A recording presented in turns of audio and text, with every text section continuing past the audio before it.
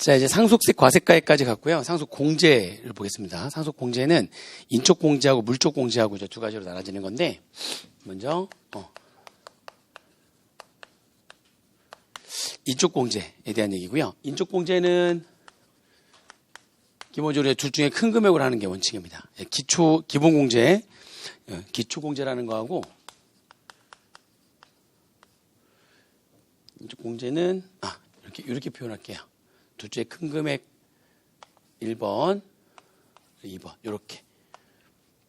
그래서 기초공제하고 기타의 인적공제, 공제와 일괄공제. 둘 중에 큰 금액으로 하는 거 하나, 그 다음에 두 번째, 상속인 중에 배우자가 있다면, 배우자 상속공제 하나 더 추가.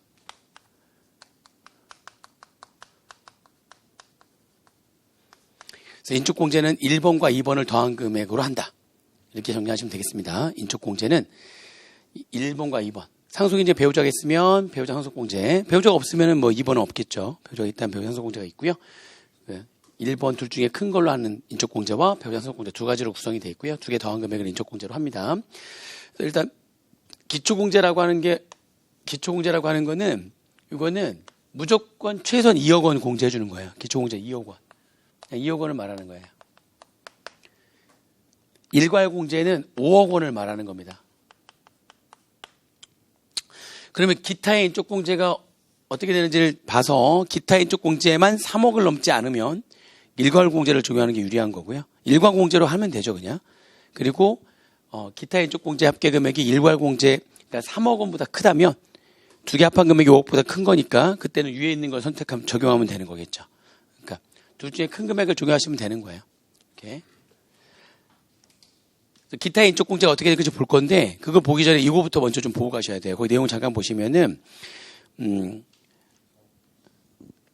밑에 꽃표 1, 2, 3, 4, 5번이 있고요. 그 1, 2, 3, 4, 5번의 밑에 내용 중에 A하고 B, 5번에 A, B 있죠? 5번에 A, B를 좀 주의를 하셔야 됩니다. 그죠? 그러니까 배우자 상속공제 제외하고 나머지 인적공제는 둘 중에 큰 금액으로 하는 거예요.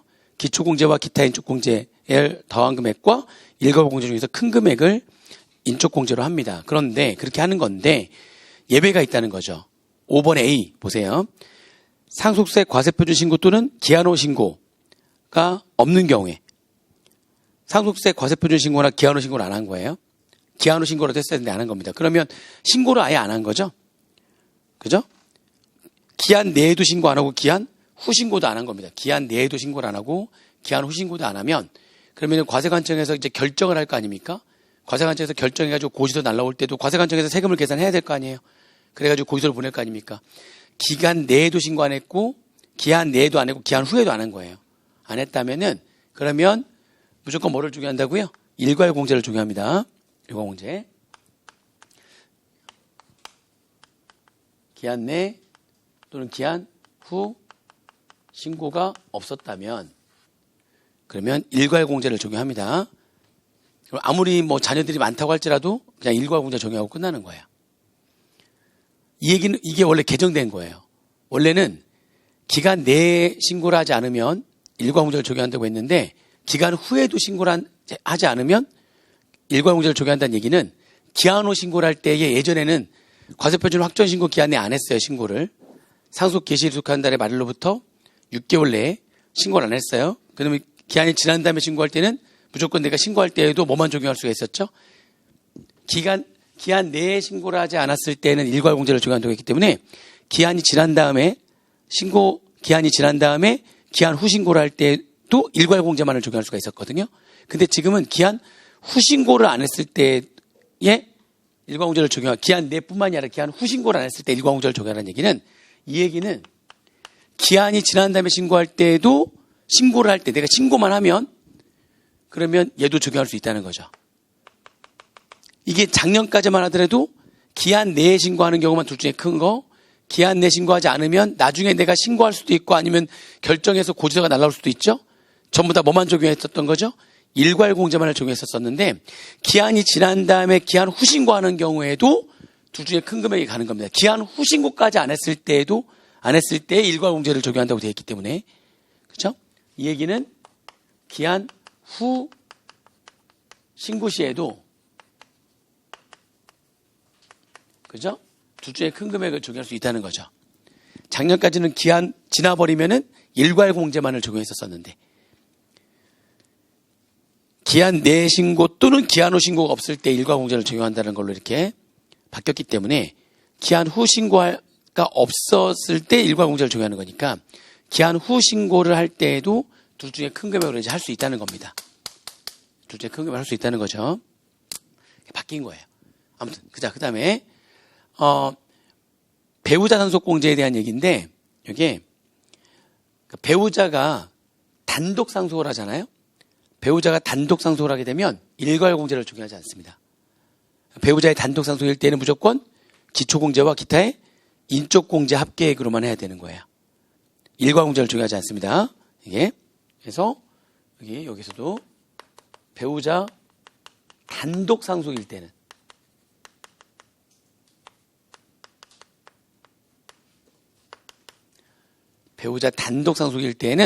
일괄공제를 적용하지 않습니다. 그때는 무조건 기초공제, 기타 인적공제를 더한 걸로만 인적공제를 해야 된다는 거죠.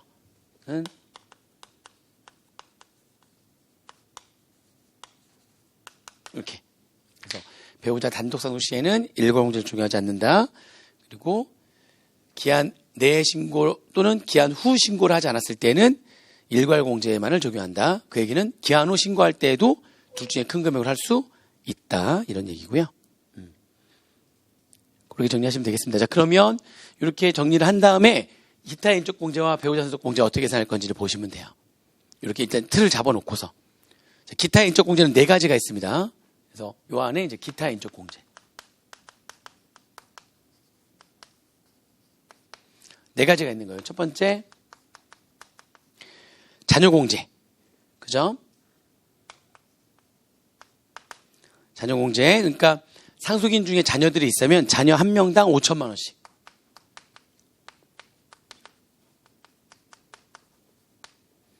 그 다음에 미성년자 공제.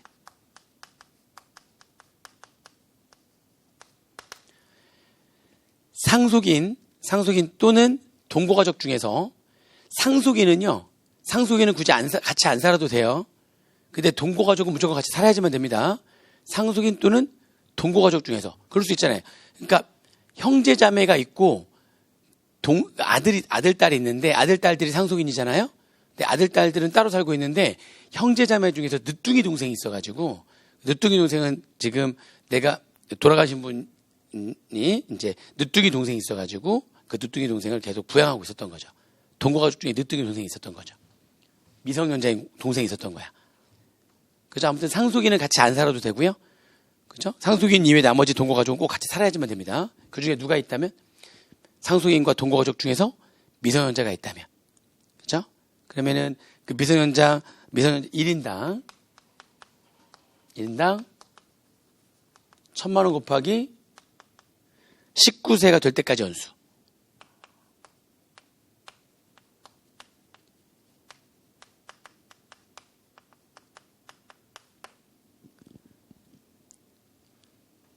여기서 1년 미만의 1년으로 보기 때문에 예를 들면 만으로 따져서 17세 8개월이었어요.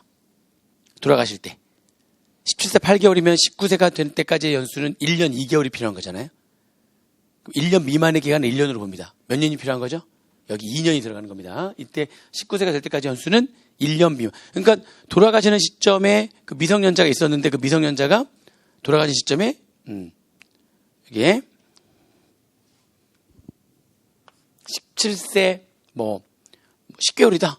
그렇게 되어 있는 거예요. 그러면은 19세 될 때까지 1년 2개월이 필요한 거죠. 1년 미만의 기간은 무조건 1년으로 보니까 여기 몇 년이 들어가면 되는 겁니까? 2년이 들어가면 되는 겁니다.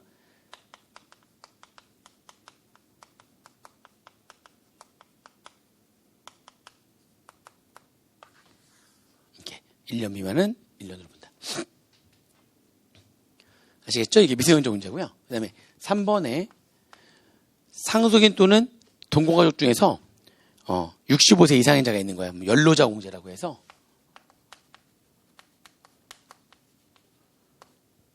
미성년자는 딱 나이가 있죠. 미성년자는 19세. 그러니까 19세까지 연수를 하는 거죠. 이게 19세부터 그냥 성년이 되는 거니까.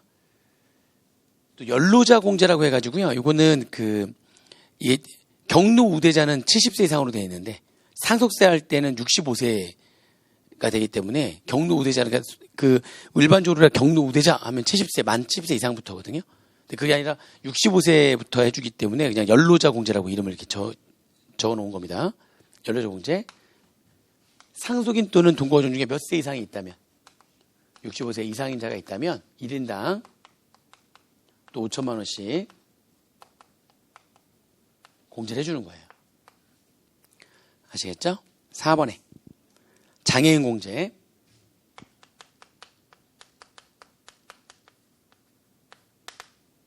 장애인 있잖아요. 장애인 있으면 1인당 1,000만 원 곱하기 이게 통계청에서 고시하는 기대 여명이 있어요. 그러니까 지금 상속이나 동거가족 중에 장애인이 한 명 있는데 장애인이 지금 딱 돌아가시는 그 시점, 피상속이 돌아가시는 그 시점에 나이가 예를 들면은 42세다. 그러면 그때 당시에 통계청이 고시한 자료를 보게 되면 42세가는 몇 년 남았다. 약간 좀 그게 좀 그런 건데 기대 여명이 남은 수명이거든요. 기대되는 남은 수명? 그거 보면 되게 우울하다? 나도 이제 한번 봤어요. 그렇기 때문에 통계청 들어가가지고 기대 여명을 한번 봤어요. 지금 현재 내 나이는 몇 년 남았는지. 우울하더라고요. 딱 보니까, 몇 년 안 남았네. 막 갑자기 이런 생각 드는 거야. 요즘 1년이 엄청 빠른데, 이러면서, 1년 빠르죠? 기대 여명 그러니까 빨리 합격하셔서 빨리빨리 뭔가를, 하셔야지. 남은 수명 기간 동안에. 정말 그러니까 우울하더라. 그거 보니까. 응? 현재 돌아가실 때 그 나이가 있을 거 아닙니까? 그 나이는 앞으로 몇 년 남았다라고 하는 통계청에서 매년 고시하는 기대 여명이라는 게 있어요. 남을 여자 써가지고. 그렇죠? 기대 여명의 연수를 곱합니다. 그러니까 42세는 예를 들면은 기대 여명이 예를 들어서 38년이래요. 근데 돌아가신 시점에 장애인이 42세 8개월이거든. 42세 때가 예를 들면 38년이 남았다는데 42개 10개월은 37년하고 몇 개월 남은 거잖아요. 이것도 역시 또 그러면 1년 미만의 기한이 있을 수 있잖아요. 걔는 1년으로 보기 때문에 뒤에 개월수 생각하지 마시고 42세인데 42세 몇 개월이다? 그러면 그냥 기대 여명 그냥 적용하시면 돼요. 42세일 때가 기대 여명이 38년이라면 42세 8개월이면은 38년 4개월 남은 거잖아요. 37년 4개월 남은 거잖아요. 37년 4개월 남은 건데 1년 미만의 1년으로 보는 거니까 얘도 이렇게 보시면 됩니다. 여기 기타 인적 공제고요. 자, 기타 인적 공제 이렇게 해놓은 다음에 여기서 주의할 게 있어요. 뭐냐면 배우자 있죠? 기타 인적 공제에서 배우자가 적용될 수 있는 거는 장애인 공제만 돼요. 배우자도 예를 들면 80세 신분이 돌아가시면은 부인은 당연히 65세인 경우가 이상인 경우가 대부분일 거 아닙니까? 근데 기타 인적 공제에서 배우자는 무슨 공제를 못 받는다고요? 자, 이 중에서 유일하게 배우자가 받을 수 있는 건 뭐밖에 없다고요? 장애인 공제 하나밖에 배우자가 자녀는 아니죠. 이건 말이 안 되죠. 배우자 자녀 아니죠. 그리고 배우자가 미성년자일 수 있지만 배우자가 미성년자일 수 있죠. 그러나 안 돼요. 배우자가 연로자일 수 있죠. 안 된다니까요. 이 중에서 배우자가 될 수 있는 건 뭐밖에 안 된다고요? 배우자는 장애인 공제 하나 돼요.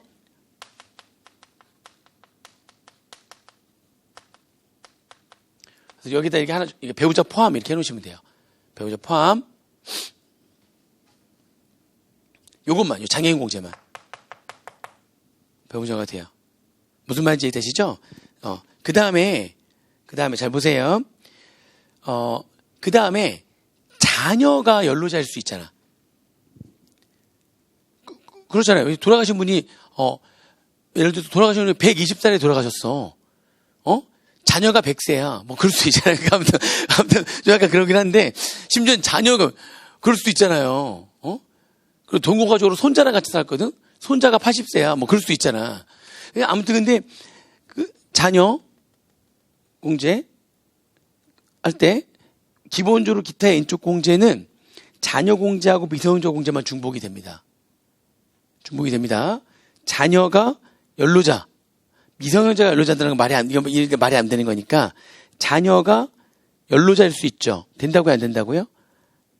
중복 적용이 안 됩니다. 자녀 공제만 되는 거예요. 자녀가 연로자일 때는 연로자 공제 안 되는 거예요. 그래서 이제 그 자녀 공제만 받을 수가 있는 거예요. 자녀. 그렇게 보시면 되고요.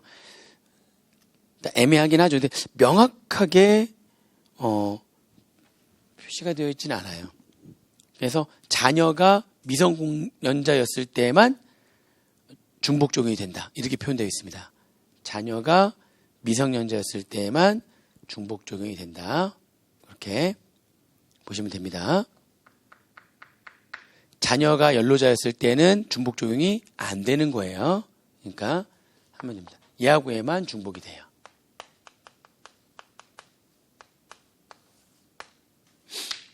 그러니까 자녀가 연로자라면 뭐를 적용하든 간에 5천만 원이잖아요.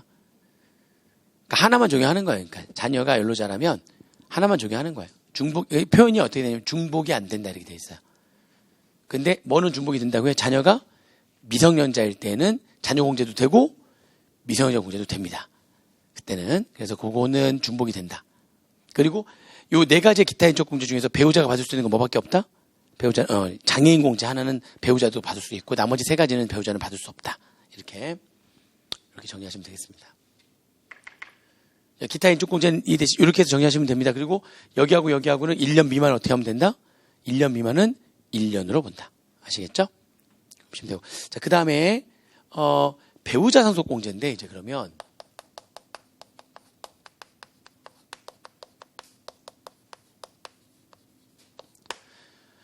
그러니까 배우자 상속 공제는요, 일단 기본적으로 배우자 상속 공제는, 배우자가 실제로 상속받은 재산하고요, 또는 배우자가 만약에, 그러니까 상속을 받을 때 유언이 1순위거든요. 유언이 1순위다 보니까, 물론 이제 유류분 청구 같은 거 이렇게 할 수가 있어가지고, 예를 들면 자녀가 5명이에요, 지금. 자녀가 5명인데, 첫째가 아빠 말을 더럽게 안 들었어. 그러니까 아빠가 첫째는 정말 싫어해. 그래가지고 재산 중에 유언으로 남긴 거지. 너는 안 돼. 딱 이렇게. 너는 하나도 없어. 너는 국물도 없어. 해가지고 정말 유언장에 장남은 국물도 없어. 뭐 이렇게 써놓은 거야. 그럼 유언이 1순위거든요. 그러면 받을 게 없는 거죠. 그리고 배우자랑 나머지 자녀들한테만 다 나눠준 거야. 무슨 말인지 되시죠? 그러면은 요 상속인인데 선순위 상속인이 해당되는데 상속을 못 받으면 그러면은 내가 받을 몫을 청구할 수가 있어요. 그걸 유류분 청구제도라고 하거든요. 그래서 그 유류분 청구제도는 내가 누구냐에 따라 가지고 좀 달라요. 그러니까 이걸 잠깐만 여기 정리를 좀 하자면 이게 민법상 상속 순위만 잠깐. 민법상 상속 순위. 유언으로 남기지 않았을 때 민법상의 상속 순위는 1순위가 직계 비속이에요. 직계 비속은 아들, 딸, 손자, 손녀 이렇게 이게 되는데 그럼 누가 상속이 되느냐? 아들, 딸도 있고 손자, 손녀도 있을 때는 밑으로 내려가는데 먼저 걸리는 자가 있으면 그 자가 상속인이에요. 그 자가 없으면 그 밑으로 내려가는 거고요. 이렇게. 아시겠죠? 그러니까 직계 비속 상속인이 되는 겁니다. 직계 비속은 밑으로 내려가는데 예를 들면 갑이라는 자가 사망을 했는데 아들이 셋이 있는데요. 첫째 아들은 먼저 사고사가 된 거야. 그래서 첫째 아들은 또 그 밑에 갑이라는 자의 손자가 있는 거지. 그러면은 어떻게 된다고요? 이렇게 상속이 되는데 이쪽은 없잖아요. 누가 되는 거지? 이쪽에서는 손자가 되는 겁니다. 이렇게. 그러니까 상속인이 이렇게 상속인이 되는 거예요. 아시겠어요? 이렇게. 그때 이러한 상속을 뭐라고 하냐면 이런 상속을 대습상속이라고 하는 거예요. 이러한 상속을 뭐라고 한다고요? 대습상속이라고 합니다. 이렇게. 원래 아들이 받아야 되는데 아들이 먼저 사망을 했을 수 있잖아요. 그래서 그 밑에 지금 손자가 받은 거죠. 손자 손녀가 받으면 이걸 대소상속이라고 하는 거예요. 아시겠죠? 이렇게. 아무튼 1순위는 직계 비속이 됩니다.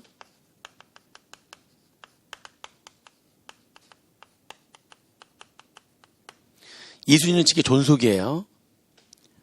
아버지, 어머니, 안 계시면 할아버지, 할머니 이렇게 위로 계속 순서로 올라갑니다. 그래서 먼저 걸리는 쪽에서 이제 상속이 되는 거죠. 상속이 되는 거죠. 먼저 걸리는 쪽이. 3순위는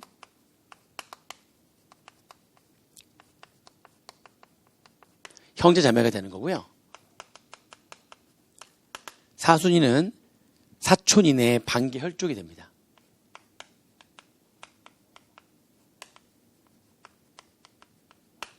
이렇게 순서가 이렇게 돼. 이게 민법상속 순위 그게 오른쪽에 있어요. 사촌 이내 혈족, 우리가 혈족이 있고 인척이, 우리 친척이라고 하는 거는 그죠? 혈족, 피로 연결된 자와 그 피로 연결된 자의 배우자, 인척. 우리가 친족이라고 하는 거죠. 혈족만 되는 겁니다. 사촌의 혈족. 여기까지 없으면 국고 기소. 중요한 배우자가 없죠. 배우자는 해가지고요. 직계 존비속이 1순위일 때, 직계 존비속이 우선순위자가 됐을 때 언제나 공동상속인이 됩니다. 그래서 여기에서 이제 배우자가 이렇게 들어가요. 배우자는 직계 비속이 우선순위자였을 때 직계 비속과 공동상속이 되는 거고요. 직계 존속이 우선순위자였을 때 직계 존속과 공동상속이 되는 거고요. 직계 존비속이 없이 배우자만 있으면 단독상속. 그래서 아까 배우자 단독상속. 직계 존비속이 없는 상태에서 누구만 있는 거죠? 배우자만 있으면 배우자가 단독상속을 합니다. 그렇다면 결국에는 형제자매는 직계 존비속도 없고 누구도 없어야지만 되는 거죠? 배우자까지 없어야 형제자매가 우선순위자가 되는 거고요. 이해되시죠? 그래서 여기 같이 움직여요, 배우자는. 이렇게. 그래서 민법상 상속재산은 어떻게 상속을 받을 수가 있느냐. 그래서 만약에 직계 비속이 아들이 지금 3명이 있는 상태에서 배우자가 있는 거예요. 이렇게. 그러면 갑에 아들이 A, B, C 아들이 있고 그 다음에 배우자가 이렇게 있으면 4명이 공동상속인이 되는 거고요. 그러면 이 갑의 재산을 4명이서 균등하게 이렇게 가져가는 거예요. 다만 배우자는 균등하게 안분한 다음에 50%를 할증합니다. 그래서 무조건 균등하게 안분한데 50% 할증해서 1, 1.5. 2명이다 1, 1.5. 3명이다 1, 1.5. 이런 식으로 무조건 균등하게 분할한 다음에 50% 할증해서 총 합하면 4.5가 되잖아요. 그럼 A가 받을 수 있는 재산은 법적으로 받을 수 있는 민법상의 재산은 상속재산의 4.5분의 1, 4.5분의 1, 4.5분의 1, 4.5분의 1.5를 가져가는 거죠. 이게 민법상의 상속 순위가 되는 거고요. 민법상 배우자가 상속받을 수 있었던 재산은 지금 이 상태에서는 전체 상속재산의 4.5분의 1.5가 되는 겁니다. 그죠? 이렇게 법정 상속 비율 전체 4.5분의 배우자의 상속 비율이 지금 1.5가 되는 거죠. 4.5분의 1.5 곱하기 되는 거예요. 아시겠죠? 그걸 우리가 법정 상속분이라고 합니다. 그러면 배우자 상속공제는 어떻게 할 거냐? 배우자 상속공제는 기본적으로 틀이 만약에 유언을 남기지 않았다면 배우자가 법정으로 상속받았을 재산, 상속재산 중에서 그러니까 돌아가실 때 남아있는 재산 중에서 상속재산 중에서 배우자가 상속받을 수 있었던 재산, 즉 여기서는 몇 분의 몇? 상속재산의 4.5분의 1.5. 그게 배우자가 상속받을 수 있었던 재산이잖아요. 그죠? 그 상속받을 수 있었던 재산.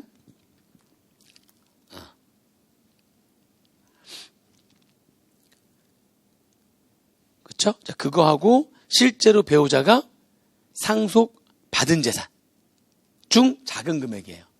배우자 상속 공제는 쉽게 얘기하면 배우자가 실제로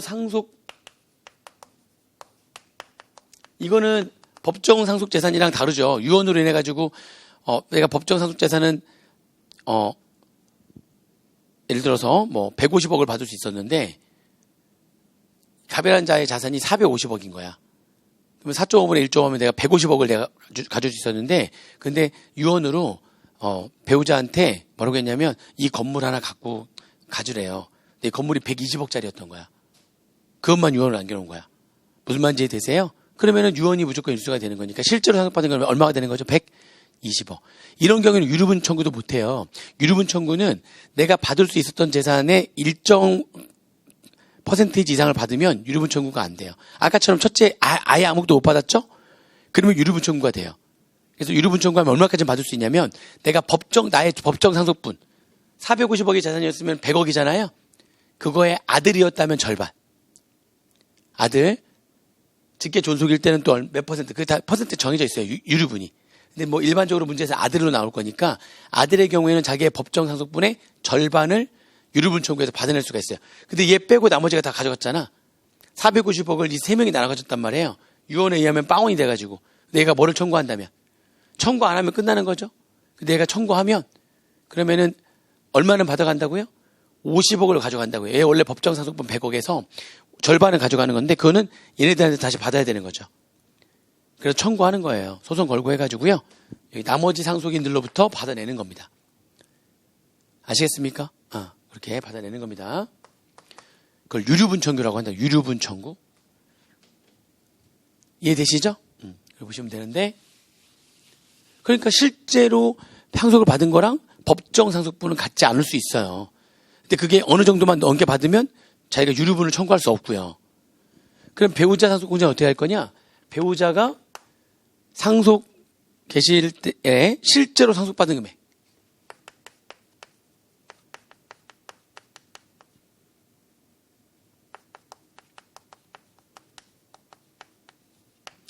배우자가 실제로 상속받은 금액. 그죠? 요거하고 그다음에 배우자가 받을 수 있었던 가액. 그게 법정 상속분이죠. 배우자의 법정 상속분. 그래서 표현을 어떻게 할 거냐면 상속 개시일 날 이래 배우자가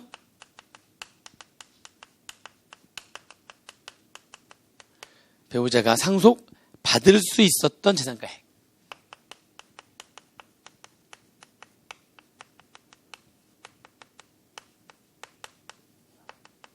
실제로 상속받은 금액과 상속 개시일 날 배우자 상속받을 수 있었던 재산가액 중 작은 금액을 상속공제를 하는 거고 요거를 어떻게 계산할 거냐 이게 이제 산식이 있는 거예요. 얘는 뭐 실제로 상속받은 거니까 배우자가 실제로 상속 개시일 날 상속받은 거고 이거는 배우자가 상속 개시일 날 상속받았을 금액. 요거를 어떻게 계산할 거냐는 걸 설명을 들으시면 되고요. 이 둘 중에 작은 금액을 구하는데 이 둘 중에 작은 금액이 5억보다 작잖아요. 배우자 상속공제는 최하 5억을 해줍니다. 그래서 둘 중에 작은 금액이 5억보다 작으면 최하 5억부터 시작해서 그렇죠? 최대는 30억까지예요. 이렇게 생각하시면 되겠습니다. 물론 약간 산식은 약간 이거랑 다르게 되어 있는데 결과적으로는 둘 중에 작은 금액이 5억보다 작으면 5억이고 30억보다 크면 30억이 되는 거예요. 결과적으로는. 아시겠죠? 그러니까 이 둘 중에 작은 금액 구하시면 되고요. 과세표준 확정 신고를 안 했거나, 그죠? 안 했거나, 또는 과세표준 확정 신고를 하는데, 아직 재산에 돌아가신 아버지 재산을 누구 걸로 할 건지 다 분할해가지고 등기 등록을 했어야 되는데, 누구 걸로 할 건지 분할해가지고 등기 등록을 안 한 거예요. 그러면 아직 배우자가 실제로 상속받은 금액이 얼마인지 모르는 거죠. 실제로 상속받은 재산이 얼마인지 알려면 다 분할이 끝나가지고 이거는 엄마 거, 이거는 내 거, 이거는 누나 거 이렇게 나눠야 될 텐데 나누면은 다 등기를 등록을 해야 될 거 아닙니까? 이 건물은 엄마 거, 요 토지는 내 거, 뭐 이 요트는 뭐 누나 거 해가지고 하면 다 등기나 등록을 해야 될 거 아니에요. 무슨 말인지 이해되시죠? 등기 등록을 안 했다면 배우자가 실제로 상속받은 금액이 얼마인지 알 수가 없으니까 이걸 적용할 수가 없거든요. 또는 아예 신고를 안 했거나 그죠? 그래도 최하 무조건 얼마는 적용해 주겠다는 겁니까? 그렇죠. 상속재산에 대한 분할 신고를 하지 않았거나 과세표준 확정 신고를 하지 않았다 할지라도 최하 얼마는 무조건 해주는 거예요. 배우자 상속공제는 무조건 5억은 최소한 무조건 해주는 겁니다. 무조건 5억은 해주는 거예요. 자, 거기까지도 이해되시죠? 분할 신고가 돼야지 얘를 아는 거니까 제대로 계산하는데 분할 신고가 안 됐거나 아예 과세표준 확정 신고를 안 했다 할지라도 최하 5억은 해준다. 그럼 이제 밑에 요거 이제 상속 개시일 날 배우자가 상속 받을 수 있었던 재산가액. 배우자가 상속받을 수 있는 재산가액은 어떻게 계산할 거냐 해가지고요. 밑에 이제 산식이 쭉 나오거든요. 산식이 나오는데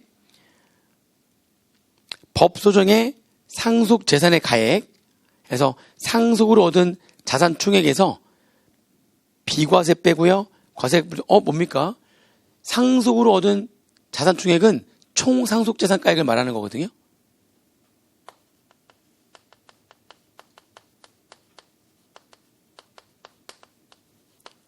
자, 요거 계산 어떻게 할 거예요? 총상속재산가액에서 상속으로는 총상속재산가액이 상속으로 얻은 자산 총액이 총상속재산가액을 말하는 거거든요. 자, 거기다가 보니까 잘 볼게요. 그 내용 보시면 비과세하고 과세가액 불산이 빼고요.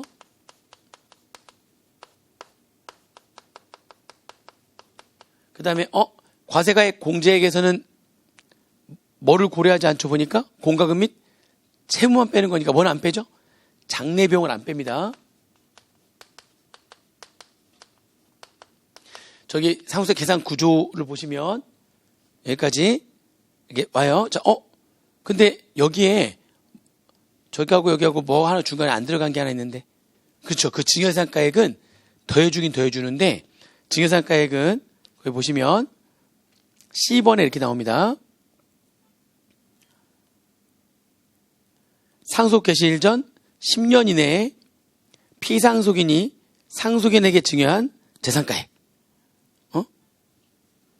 그러니까 보니까 또 거기 내용 보면 이런 말도 상속재산 중 B번에 B하고 C를 보세요. B번에 B번은 일단 요게 일단 A예요. 요게 A. 의미를 한번 잠깐 볼게요. 요거 A. 그다음 B는 이 A 중에서 뭘 빼냐면 상속재산 중에서 상속인이 아닌 수유자가 유증을 받은 재산가액을 또 뺍니다. 이 안에서 B를 빼는데 여기 이 중에 요 총상속재산가액 중에서 아버지가 유언으로 누구 줘라 이렇게 남긴 거야. 근데 그 누가 아니라고요? 상속인이 아닌 자.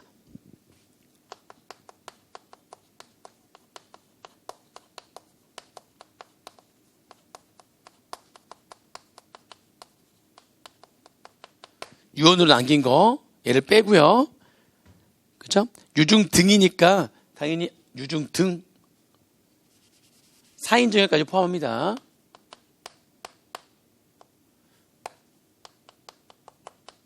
빼고요. 그 다음에 C는 다시 더하거든요.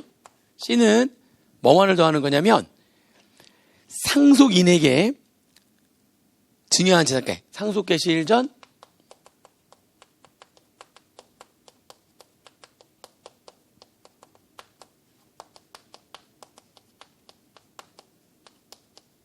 상속인에게 사전 증여한 증여상가액을 더하고요. 이렇게 이 전체 금액에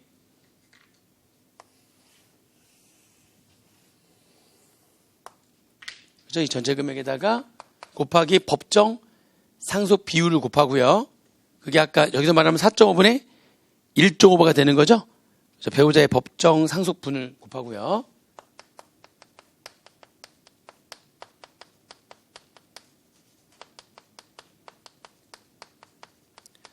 여기서는 몇 분의 몇이 되겠어요? 4.5분의 1.5를 한 다음에 여기다 마지막에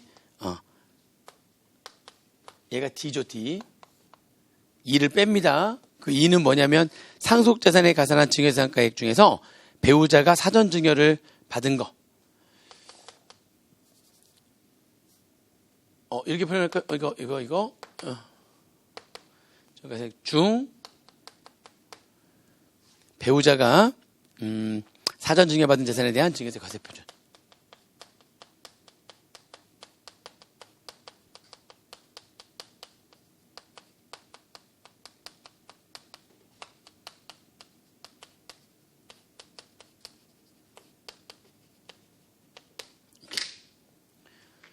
뺍니다. 그러니까 의미는 이런 거예요. 우리가 이제 상속을 하게 되면 상속인한테 주는 것도 있고 상속인이 아닌 자한테 주는 것도 있고 유상과세형이니까 전부 다 합해가지고 한꺼번에 상속세를 계산하잖아요. 근데 배우자가 받을 수 있었던 우리가 지금 구하려고 하는 게 배우자가 받을 수 있었던 금액은 이게 상속인이 아닌 자들한테 유언으로 준 거를 뺀 나머지의 4.5분의 1.5를 하는 거죠. 그렇죠? 그런데 아버지가 돌아가신 바로 얼마 전에 아들한테도 그냥 미리 준 게 있고 배우자한테도 그냥 미리 얼마를 준 게 있단 말이에요. 그러면은 일단은 전부 다 합해야 되는 거죠. 그러니까 자, 그림으로 이거를 전체적으로 그림으로 한번 그려보잖아요. 자, 지금 자녀 관계가 이렇게 돼요. 법적 상속분은 4.5분의 배우자의 법적 상속분은 4.5분의 1.5가 되는 겁니다. 지금 현재 4.5분의 1.5. 근데 이 배우자에 대한 상속공제를 계산하는 것은 기본적으로 일단 우리가 계산하려고 하는 얘는 상속 개시일 날 배우자가 상속받을 수 있었던 재산가액을 말하는 거예요. 그러면 돌아가시는 시점에 상속재산이 이만큼이 있는 거예요. 뭐 비과세나 불세나 공과금 채무 빼고 상속재산이 이만큼이나 있는 거예요. 여기. 근데 이 중에 아버지가 상속인이 아닌 자한테 유언으로 남긴 게 있어. 걔는 ABC하고 배우자가 못 가져가죠. 이건 유언으로 남긴 거니까. 배우자한테. 이게 지금 다 뭔데? 이게 상속 재산인데 돌아가실 때 있었던 재산인데 상속인 외자한테 유증한 게 있고 나머지는 그럼 상속인들이 가져가는 거죠. ABC하고 배우자가 가져가는 거죠. 이게 지금 상속인이. 자, 그 다음에 사전에 증여한 게 있어. 10년 내. 그러면 어차피 이 사람한테 준 것들은 상속인들이 나눠 가질 수 있는 게 아니니까 상속 개시일 전 10년 내 누구한테만 사전 증여한 거? 상속인들한테 사전 증여한 것만. 이렇게 상속인이 누가 있어요? 지금 A, B, C와 배우자한테 사전 증여한 거, 사전 증여 예산가액을 다시 더합니다. 얘는 그러니까 상속인한테 사전에 증여한 것만 지금 더하는 거니까 결국에는 얘는 전체 상속재산에서 얘는 빼고 얘는 더하고 무슨 말인지 이해되시죠? A에서 B 빼고 C를 더한 거죠. 이렇게. 자, 이거에 배우자는 얼마 받아가는 거? 이거에 곱하기 4.5분의 1.5를 했단 말이에요. 4.5분의 1.5. 이게 배우자가 가져갈 수 있었던 건데 이거에 4.5분의 1.5를 했는데 문제는 뭐냐면 그걸 배우자가 가져갈 수 있었는데 이미 예를 들면 지금 금액을 한번 따져볼게요. 여기 상속재산이 전체 상속재산이 얼마였냐면 예를 들어서 500억. 근데 얘가 100억, 얘가 400억. 이해되시죠 지금? 그리고 사전에 상속인들한테 사전 증여한 게 얼마냐면 50억. 자, 100억 날라가고 얼마 된 거예요? 450억 있으면 배우자가 가져갈 수 있었던 거는 4.5분의 1.5니까 배우자는 얼마를 가져갈 수 있어요? 150억을 가져갈 수 있는데 근데 이때 사전에 증여할 때 배우자한테만 40억을 증여한 거야. 이 50억 중에 10억만 아들 거고요. 40억은 배우자였던 거야. 그러면 돌아가시는 시점에 남아있는 400억 중에서는 배우자는 얼마를 가져갈 수 있는 거죠? 전체 450억 중에 150억을 가져갈 수 있는데 이 사전 증여한 이 50억 중에 배우자 몫이 얼마, 배우자한테 미리 준 게 배우자 얼마 있다고요 지금?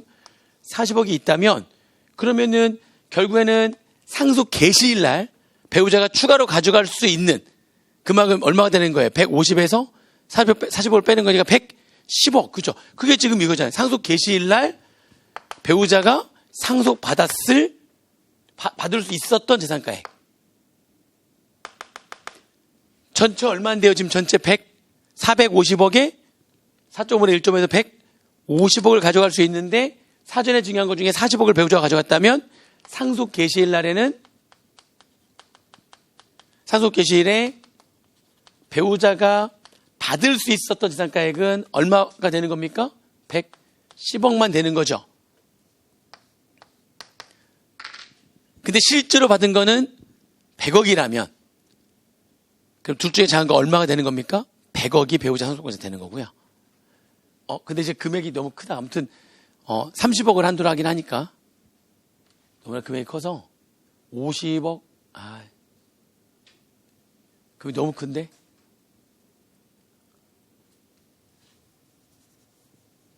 이렇게 할 거예요. 40억, 10억, 공짜를 하나씩 뺄게요.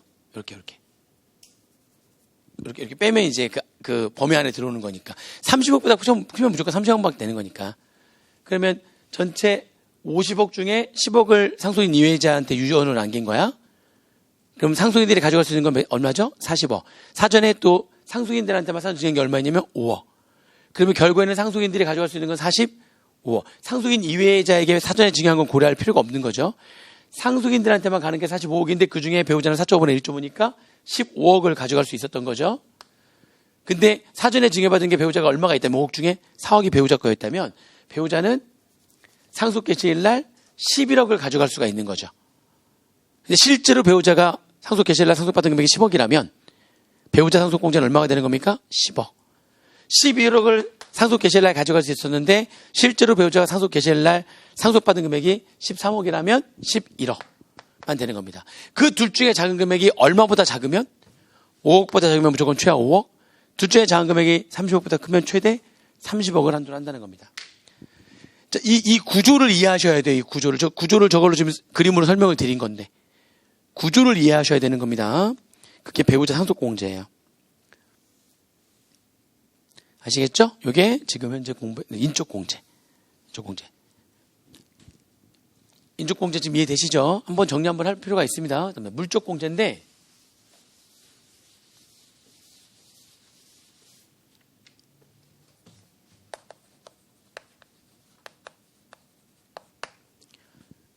이제 물적공제.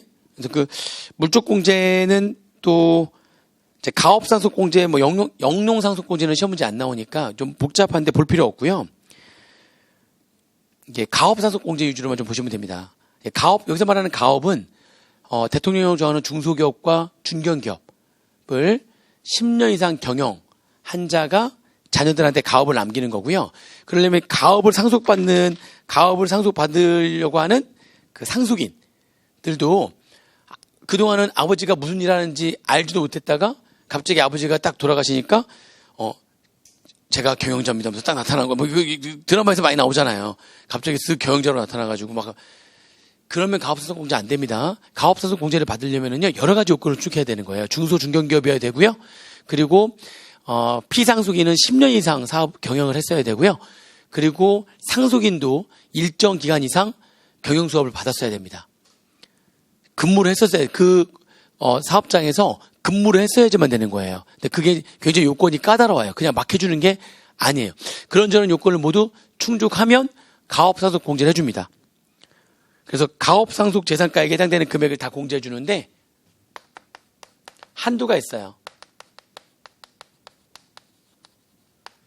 아버지가 하던 공장 그대로 물려받으면 공장에 있는 모든 재산가액이 가업상속 재산가액에 상당하는 금액이 되죠.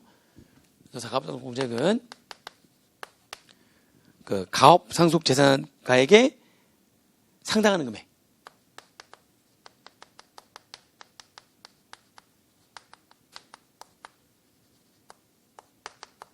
상당하는 금액과 한도 중 작은 금액인데 한도가 아버지가 피상속인이 몇 년 동안 경영을 했냐에 따라서 한도가 달라져요. 10년 이상 20년 미만이라면 200억 원을 한도라고요. 20년 이상 30년 미만이라면 300억 원을 한도라고요. 30년 이상 계속해서 경영을 했다면 500억 원을 한도로 합니다. 이렇게. 저희 삼촌, 정확히 얘기하면 이제 오촌 당숙이죠. 아버지의 사촌 동생이니까.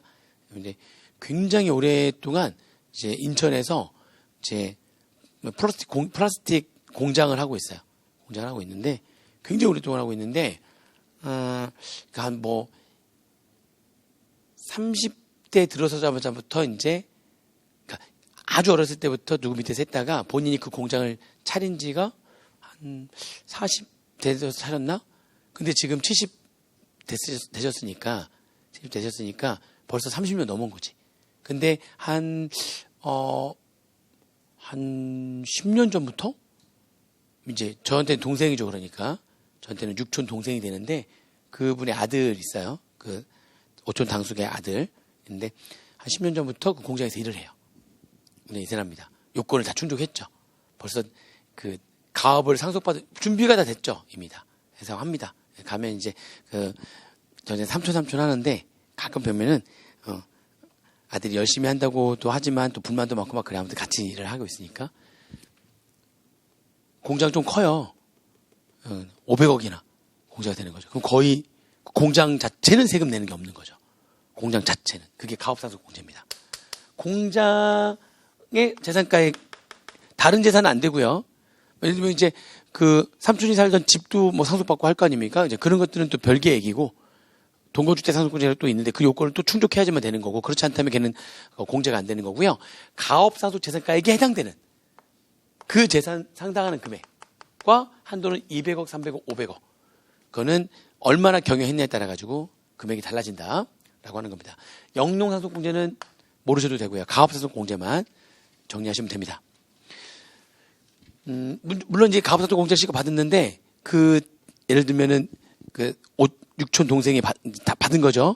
오촌 상속을 다 받았는데 받자마자 한 10년 일했잖아요. 근데 계속 머릿속에 생각하고 있는 거예요. 나는 받으면 바로 나 판다 내가. 내 일을 하나 봐라.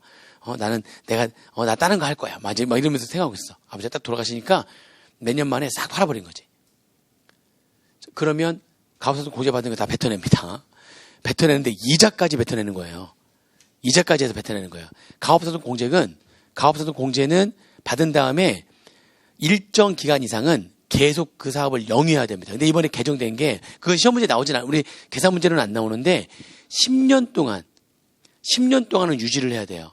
어쩔 수 없는 경우가 아니라면 10년 동안에는 20% 이상 처분하면 안 돼요. 5년 안에는 10% 이상 처분하면 안 되고요. 6년 차부터 10년 차까지는 20% 이상 처분하면 안 돼요. 그게 621페이지에 가업상속의 사후관리로서 상속세 추징사유 이렇게 나오거든요. 가업상속을 받으면은 작년까지는 10년간 사후관리를 했어요. 10년 동안에는 팔면 안 돼요. 일정 퍼센트 이전을 팔아버리면 가업상속 공제 받은 걸 다 뱉어내야 되는 거예요. 다는 아니고 이제 그 처분하는 그 비율에 해당되는 뱉어내야 되는 건데, 근데 이게 이제 이번에 개정돼가지고 10년이 아니라 7년간만 안 팔면 돼요. 그래서 사후관리가 있는데 사후관리 기간이 10년에서 몇 년으로 바뀌었어요? 7년으로 바뀌었습니다.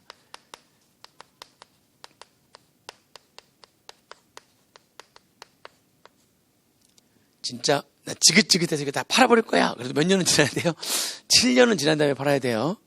7년 내에 팔면 뱉어냅니다. 아시겠죠? 사후관리 기간이 있다. 그래서 얼마만큼 뱉어낼 거냐 계산하는 게 쭉 나와요. 그 다음 페이지 해가지고 쭉 나오는데 그렇게까지는 몰라도 돼요. 몰라도 되고 또 이번에 개정된 게 2개예요. 이거 개정됐고요. 가업상속 관련해가지고 구체적으로 얼마를 뱉어낼 건지 계산하는 건 몰라도 되는데 개정된 게 하나 더 있어요. 622페이지에 이렇게 거기 보니까 하나 참고 또 있죠. 조세 포탈 또는 회계 부정 기업인의 가업상속 혜택 배제해가지고 거기 나오는 게 있는데 이게 실컷 가업상속 공제를 다 해줬더니 알고 보니까 분식회계하고 뭐 그렇게 했던 게 나중에 밝혀지는 거예요. 조세 포탈 또는 회계 부정. 지금 무슨 말인지 이해되십니까? 그죠? 조세 포탈이나 회계 부정을 해가지고 아버지가 조세 포탈이나 회계 부정을 한 거죠. 또는 아들이 그걸 물려받았으니까 아들이 그대로 원래부터 여기 몇 년 전부터 들어와가지고 아들이 지금 경립과 지금 CF로 해가지고 있었단 말이에요. 아버지만 비리를 저지르는 게 아니라 아들까지도 같이 비리를 저지르는 거죠. 조세 포탈이나 회계 부정 등을 통해서 비리를 저질러가지고 형이 확정된 거예요. 나중에 가업상속 공제를 받았는데 나중에 조세 포탈이나 회계 부정으로 인해가지고 처벌을 받은 거죠. 처벌받았으니까 그게 벌금형이든 징역형이든 형이 확정이 된 거예요. 판결이 나서 형이 확정이 됐잖아요. 그러면은 그게 과세표준과 세율의 결정이 있기 전에 형이 확정됐다면 아예 가압성도 공제를 적용하지 않으면 되는데, 그렇게 실컷 가압성 공제를 다 받은 이후에 형이 확정이 되면은 가압성 공제 받은 거 다 뱉어 내면서 뭐까지? 이자 상당액까지 해가지고 다 뱉어낸다는 겁니다. 그래서 또는 회계 부정으로, 그거는 피상속인이든 상속인 누구든지 간에, 피상속인이든 상속인이든 조세포탈 회계 부정으로 형이 확정이 되면, 경우에는 결정 전에 확정됐다면 가압성공제를 적용하지 않고요. 다 가압성공제를 받은 이후에 만약에 형이 확정이 됐다면 그럼 뱉어내면서 뭐까지? 이자 상당액까지도. 그죠? 그래서 그냥 아예 한마디로 가업 상속 공제 배제다. 가업 상속에 대한 혜택을 배제한다. 이게 이번에 개정된 두 가지입니다. 가업 상속 공제를 실컷 해줬더니 나중에 알고 보니까 비리 천지야, 비리 천지. 근데 가업 상속 공제가 꽤 크잖아요. 알고 보니 비리 천지라면 다 뱉어내라는 겁니다. 다 뱉어내는 거고요. 가업 상속 공제 받은 이후에 했다면 이자까지도 뱉어내는 거예요. 그렇게 해서 정리하시면 되고요. 그 다음에 금융재산 상속공제인데,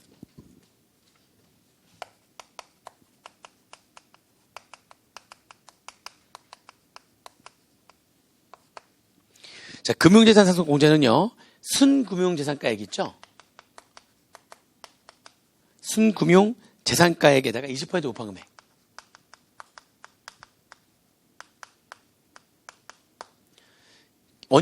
기본적으로는 이거예요, 원칙은. 근데 이제 약간 예외가 있기 때문에 그런 건데, 원칙은 순금융재산가액의 20%로 우파 금액 있죠?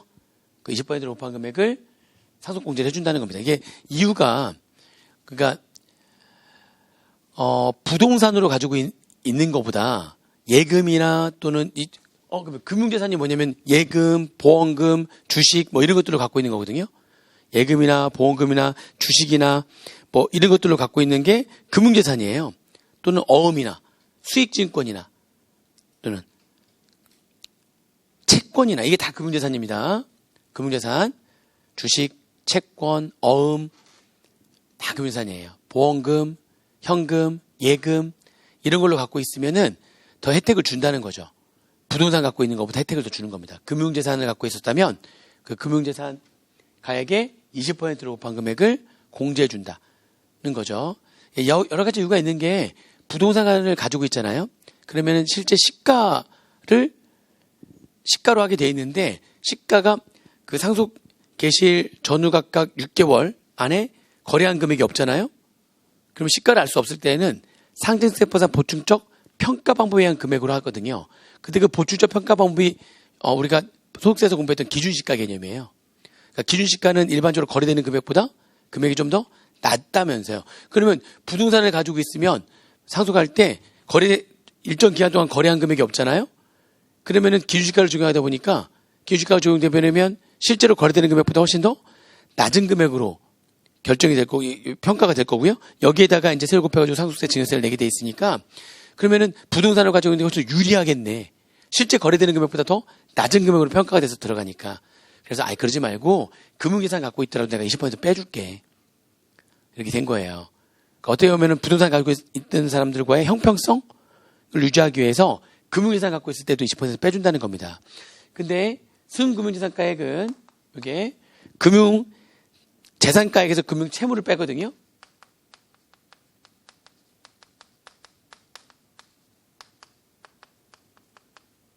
금융채무만 빼는 금융채무만. 그러니까 이 금융채무는 그냥 은행빚이죠, 은행빚. 은행빚만 빼면 되는 거고, 요게 문제예요. 그럼 금융재산가액은 뭐가 금융재산가액이 되는 거냐? 그죠? 아까 얘기했죠? 현금, 예금, 뭐 이런 것들. 금융재산은 예금이나 그다음에 각종 예금들 또는 어음, 그죠? 그다음에 각종의 채권, 그다음에 보험금, 이거 다 되는 거고요. 보험금에 그다음에 금전신탁 자산, 그리고 주식이나 출자 지분 등이 되는 건데, 이게 다 금융재산이에요. 여기에서 이제 은행 빚을 빼면 되는 거예요. 이게 순금융재산인데, 이 주식의 경우에는 최대 주주의 주식은 이때는 금융재산으로 보지 않습니다. 여기 들어가면 20%만큼 공제해 주는 거잖아요. 최대 주주가 보유하고 있는 주식은 제외합니다. 걔는 금융재산 상속공제 받을 수가 없어요. 여기서 말하는 금융재산 상속공제를 받을 수 있는 금융재산가액에는, 거기에 들어간 주식에는 누구의 주식은 빠진다? 최대 주주의 주식 등은 제외합니다.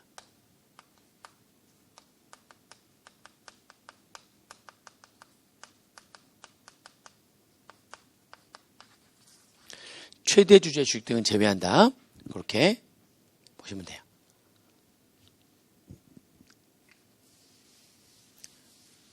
그래서 순금융재산 가액만 잘 구하시면 되고요. 그리고 기본적으로 20%로 곱한다고 했는데, 순금융재산 가액이 2천만 원이 안 되잖아요. 자, 그럼 요 그림으로 그리면 이렇게 돼 있어요. 거기 보시면은 2천만 원이 안 돼. 순금융재산 가액 구했더니 2천만 원이 안 되면 전액공제. 그 다음에 2천만 원 초과하게 되면 20% 곱한 금액을 공제하되, 그 20% 공제 곱한 금액이 2천만 원보다 작으면 2천만 원, 2억보다 크면 2억입니다. 그래서 그림으로 그린다면은 이렇게, 이게 이제 순금융재산가액, 순금융재산가액 2천만 원까지는 좀 이게 금융재산 상속공제거든요. 금융재산 상속공제는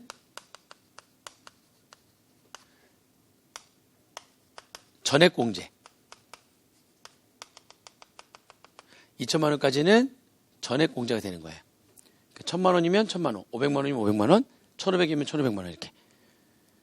아시겠죠? 그러한 다음에 2천만 원 초과하게 되면 순금융재산가액의 20%로 곱한 금액을 금융재산 상속공제로 하는데, 그 20%로 곱한 금액이 2천만 원보다 작으면, 즉 예를 들면 순금융재산가액이 5천만 원이야. 5천만 원 20%는 1,000만 원이잖아요.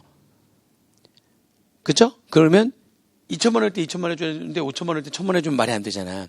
그래서 순금융재산가액의 20%로 곱한 금액이 2천만 원보다 작으면 무조건 2천만 원 해주는 거예요. 그럼 딱 1억이었을 때까지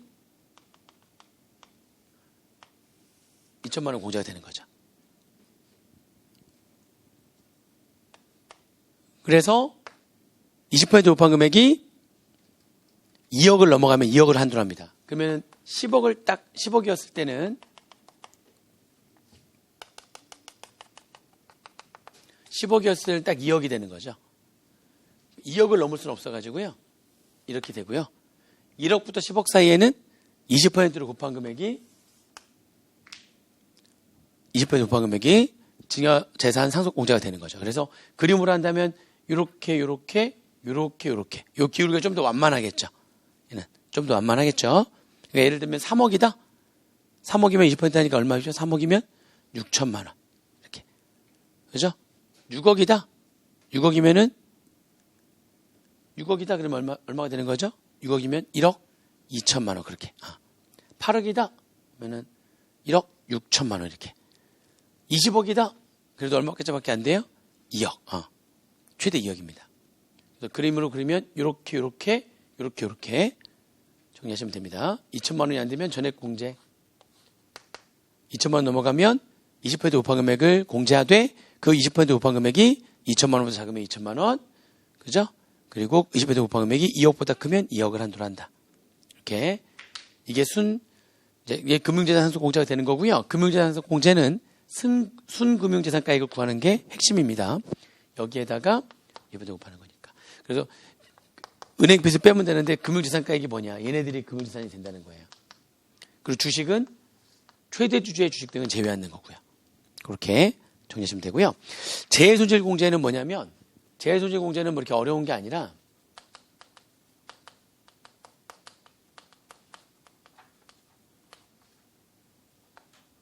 재해손실공제는 상속을 실컷 받았어요. 상속받아서 상속세 내려고 하는데 상속세 신고 기한 내에 불이 나버린 거야. 아버지한테 내가 건물 분명히 100억짜리 받았는데, 그래서 이제 신고하려고 했는데 그 사이에 신고 기한 내에 불이 나버려가지고 싹 없어져 버렸네? 전소가 돼버렸네? 그럼 재산 실질적으로 남아있는 게 없잖아요. 그죠? 그러면 공제해준다는, 재손실 공제를 해준다는 건데, 얼마만큼 공제해주는 거냐? 손실된 상속재산가액을 다 빼주는 건데요. 물적 공제로 해서. 만약 보험금 받은 금액이 있다면 또는 누군가 잘못해가지고 구상권을 행사해서 보전받을 금액이 있다면 걔를 뺀 나머지. 실제로 손해난 금액이죠. 실제 손실된 상속재산가액이 100억이 다 전소해가 100억짜리 다 없어졌는데 보험금으로 80억을 받을 수 있었다면 그럼 실제로는 얼마만 손해가 난 겁니까? 20억만 손해가 난 거니까 재해손실 공제로 20억만 하는 거예요. 실제로 보험금 받은 금액이라든지 구상권으로 보전받을 수 있는 금액을 뺍니다.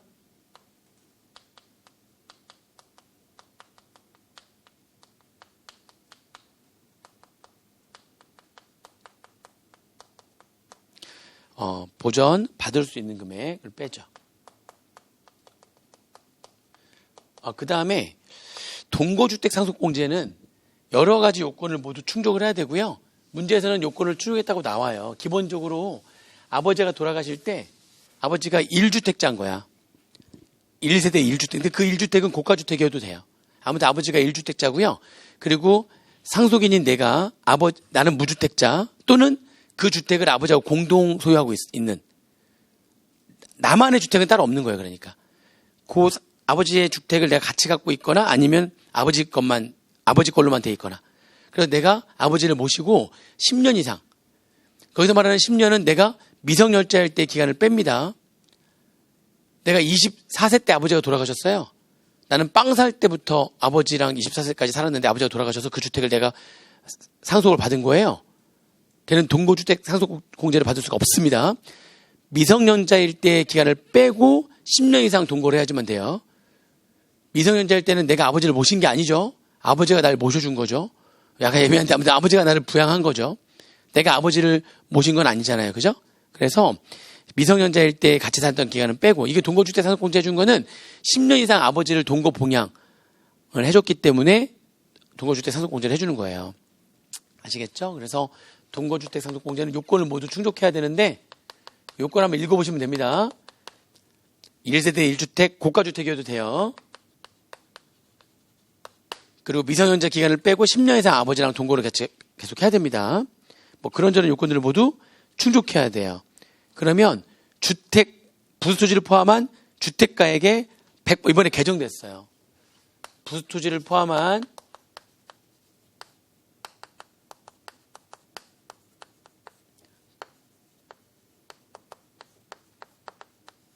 주택가액의 100%랑 6억 원 중 작은 거.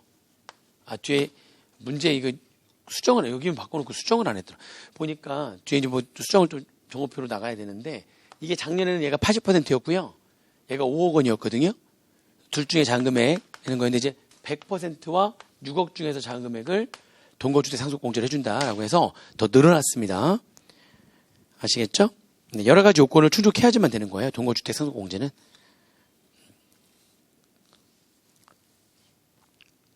되셨죠?